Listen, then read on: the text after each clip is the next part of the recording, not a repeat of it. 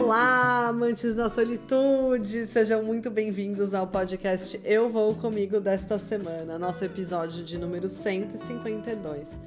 Estamos terminando o nosso dia intenso por Kyoto, em que passamos pelo começo do Festival de Gion, fomos até o Templo Byodo-in, que foram os 2 podcasts das últimas 2 sextas-feiras, e hoje vamos terminar o dia no festival em Gion e falar um pouquinho mais sobre Kyoto. Vai com quem? Você vai com quem? Vai com quem você vai? Vai com quem? Eu vou comigo!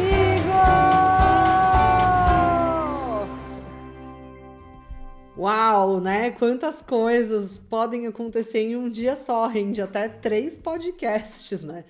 Mas viajar é assim mesmo, ainda mais quando a gente se dispõe a conhecer muitas coisas e fazer muitas coisas num dia só. A gente tem bastante coisa para falar. Não necessariamente a sua viagem precisa ser tão corrida assim, né? Porém, longeão de casa, né? Tô no Japão, a gente tá falando aí de um lugar que vale a pena ser visto e saboreado com muita calma. Porém, às vezes a gente faz, né, o que dá. Como diria um amigo meu e o Chorão, muita gente se diverte com o que tem. Então a gente tá aqui fazendo o nosso melhor. Há 2 sextas-feiras a gente falou um pouco sobre o começo do festival em Gion, esse centro antigo do Japão, né? Esse centro antigo de Kyoto, na verdade.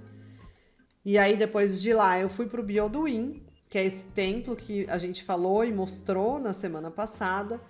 E saindo de lá, eu voltei para o final, né, do festival em Gion.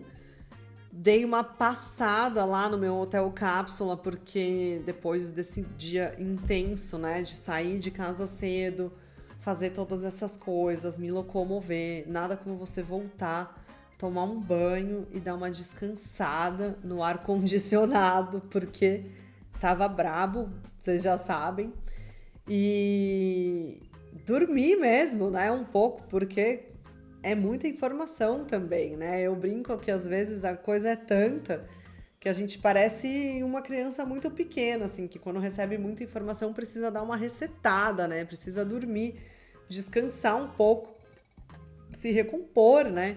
Para conseguir seguir os próximos passos. E os próximos passos desse dia eram voltar para ver o final do festival, né? Então, eu aproveitei para passar no mercado, eu estava no hotel cápsula, ele tinha cozinha, isso foi uma coisa muito boa, para facilitar, para não ter que sair, buscar um restaurante, nem nada disso. Comi no hostel, eles tinham também um pouco de serviço, faziam suco, essas coisas ajudou bastante. E o templo principal, né, onde seria o final desse festival, ele era muito pertinho ali do hostel que eu tava, do hotel cápsula. Hostel, é tudo meio parecido, porque ficam várias pessoas no mesmo ambiente, né, dentro das suas cápsulas, e ele era muito pertinho da onde eu estava hospedada, e eu acabei saindo para ver o final do festival mais ou menos umas 8h30, 9 horas da noite. Por quê? Esse final do festival, ele é uma coisa que acontece mais... Ela é menos turística, sabe? É mais o pessoal dali mesmo, o pessoal que conhece, o pessoal que tem a fé, né? Que acredita, que segue a linha do budismo. O budismo, ele não é uma religião em si, ele é um estilo de vida, mas quem tem esse estilo de vida e no Japão... Eles têm muito, é uma coisa muito legal também, acho que eu vou trazer isso pro podcast em algum momento. Você consegue sentir o bem, sabe? Eles seguem bastante, assim. E aí eu fui pra lá, tava muito cheio de pessoas locais, né? Bem pouco turístico mesmo. E eles se juntam numa parte alta do templo. Esse templo, ele é tão bonito, gente. Ele é muito, muito bonito mesmo. Então, ele começa no nível da rua. E aí, você vai entrando e vai subindo. E vai passando pelos toris enormes. E daí, tem um pouco de templo de cada lado. Muitos lugares para você colocar seus agradecimentos. fazer suas oferendas, né? É um templo muito interessante, assim, é muito bonito mesmo. E aí você vai subindo umas escadas e quando você chega lá em cima tem o templo principal, que ele é muito grande. E na frente dele existe um espaço de cerimônias. E a finalização desse ritual, né, desse festival, eu tinha procurado na internet, eu vi algumas coisas sobre, e tudo que eles falavam era que aquelas pessoas que desfilaram o dia inteiro puxando os carros e tal, eles iam puxando esses carros até lá dentro, e aí eles colocavam, né, nesse espaço de cerimônias, que é como se fosse um altar, mas ele é grande, coberto, todo estilizado no estilo do templo. Eles iam colocar esses deuses de volta lá. E aí, então, acabaria o festival. E isso é tudo que eu encontrei na internet até eu estar lá. Então eu fiquei esperando, realmente isso aconteceu, eles vieram com os carros e daí é muito legal porque eles dão uma volta nesse altar com o carro em cima, não são aqueles muito grandes, mas são os menores já, que são 3 deuses que eles colocam lá dentro. E aí eles vão cantando e fazendo um ritmo e balançando aquele negócio. Olha, eu fiquei impressionada com a forma física mesmo, com a disposição, a energia que aquelas pessoas têm que ter para ficar esse tempo todo. Tudo bem, são várias equipes, são muitas pessoas que participam desse festival.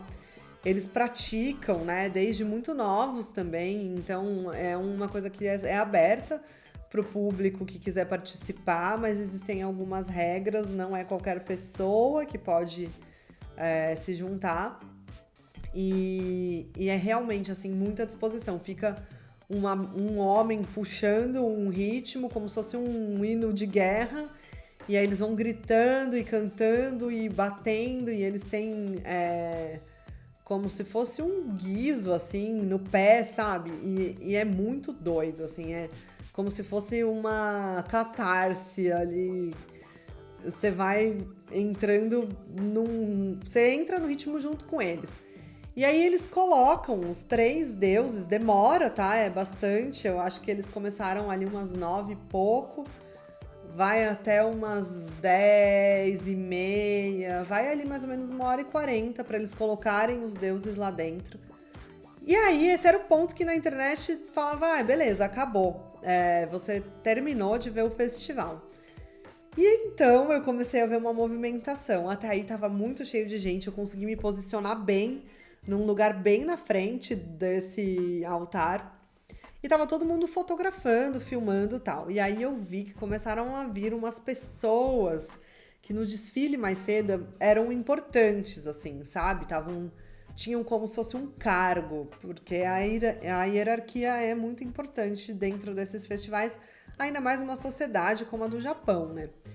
E aí eu comecei a ver que essa galera tava chegando e ficando num canto ali perto de mim.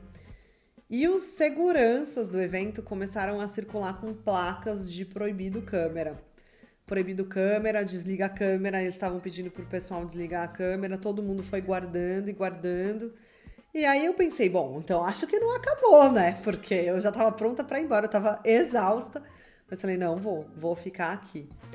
E eis que foi a surpresa, que foi uma coisa que foi muito incrível. E assim, esse dia só foi melhorando, né? Porque eu já tinha visto o festival de manhã, ido no Bioduin, vivido toda aquela emoção. Tinha conseguido descansar um pouco e tomar um banho no meio do dia, que normalmente é uma coisa que quando eu viajo não acontece. Eu vou das 7 da manhã até 1 da manhã tranquilamente, assim. Então tava fresquinha, né? Assim, refrescada. E feliz por ter visto o final do festival. E aí veio o plus, né? Aquela coisa que veio adicionar. Apagaram-se todas as luzes do templo, né? Foi um tempo aí organizando a galera pra desligar a câmera e tal, não sei o que. Eles desligaram todas as luzes do templo. Todas, todas, todas. E todo mundo fechou os olhos. Eu não. Eu sou muito curiosa. Eu fechei um pouco, abri um pouco, fechei um pouco, abri um pouco. Mas é porque a noite tava maravilhosa. O céu tava muito estrelado, assim, tava lindo, lindo, lindo. E a lua tava lá também. E aí o que acontece, né? Fica aquelas silhuetas, você conseguia ver as silhuetas do templo com aquele céu estrelado. E começa então um monge a fazer um cântico. E nisso vem alguém de dentro do templo andando até esse altar. Eu não sei se eu tenho que contar isso pra vocês, que eu acho que eu vou dar spoiler, mas tudo bem, né? Talvez eu atice a curiosidade de quem quiser ir um dia, vai esperar até o final. E ele leva uma chama até esses 3 carros alegóricos, ou seja, ele realmente devolve a chama divina, né, dos deuses nesse carro. Foi uma coisa muito bonita. E aí ele volta para dentro do templo e aí então as luzes se acendem e todos começam a entoar um cântico, né? E começa uma cerimônia budista. E dentro de um templo maior que tinha ali do lado, e aí eles começam a recitar vários, né? Aí estavam em japonês, então eu não entendi qual era, o que era que eles estavam falando, mas dava para ver que tinha alguém, né? Um monge fazendo a parte principal, e daí todos eles repetiam, entoavam, cantavam e tudo mais. Isso daí já era bem perto da meia-noite. E parecia que ia se estender bastante. Por isso, apenas por isso, eu tava muito cansada. E no dia seguinte eu já tinha outros planos e eu ia de novo mudar de lugar. Eu resolvi ir embora pra descansar. E o que eu vou fazer amanhã na viagem, eu vou contar pra vocês na sexta-feira da próxima semana. Eu espero que vocês tenham gostado desse episódio. Eu queria que vocês conseguissem sentir, entrar na minha cabeça, assim, e sentir tudo que eu sinto, né? Quando eu conto pra vocês e lembro o que aconteceu e como foram as sensações de poder presenciar, né? De ser tão grata por ter esse privilégio de viver esse momento. Mas eu espero ter conseguido passar aqui para vocês um pouco e com isso também incentivar vocês a viver o sonho, a fazer aquilo que vocês querem fazer e se abrir, porque pode vir daí também, né? Porque tem coisa que a gente nem espera, a gente nem imagina, a gente não sabe, mas se a gente tá lá, se a gente se permite acontecer, vem para surpreender a gente e não importa o que é. Eu espero que eu ajude vocês a sair, sabe? E fazer aquilo que vocês têm vontade, que vocês têm curiosidade, com responsabilidade, claro. Talvez um pouco de planejamento, mas sem se boicotar.